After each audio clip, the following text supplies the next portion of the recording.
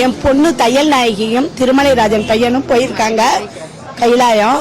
அவங்க நல்ல முறையில் திரும்பி வரணும்னு வேண்டிக்கிறேன். இந்த நேபாளத்து மாட்டிட்டு இருக்காங்க.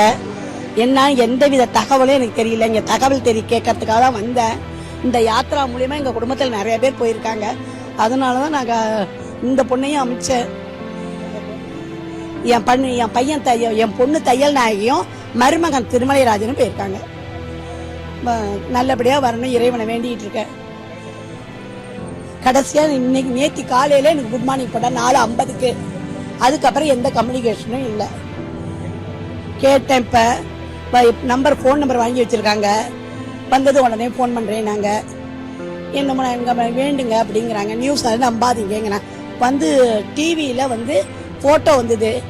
பாதுகாப்பா இருக்கிறவங்கன்னு சொல்லி ஒரு போட்டோஸ்ல என் பிள்ளையும் எங்க மருமகனும் பொண்ணும் இருந்தது. ஆனா அதெல்லாம் நம்ப வேணாங்கிறாங்க. ஒன்னும் புரியல இப்ப எனக்கு. அதான் நம்ம தமிழக அரசு தான் இதுக்கு ஸ்டெப் எடுத்தா நடக்கும். அவங்கதான் முதலமைச்சர், அவங்கதான் மெனக்கட்டு ஏதாவது எழுதணும். நம்ம என்ன பண்றது இல்ல சொல்லுங்க. ஏன் நம்ம கையால் ஆகாது. நம்ம இங்கேருந்து ஓட முடியுமா? நான் போய் யார தெரியும் இப்ப நேபாளம் போய். அதனால எனக்கு ஆண்டவனையும் நம்ம தமிழக அரசையும் நம்புறேன்.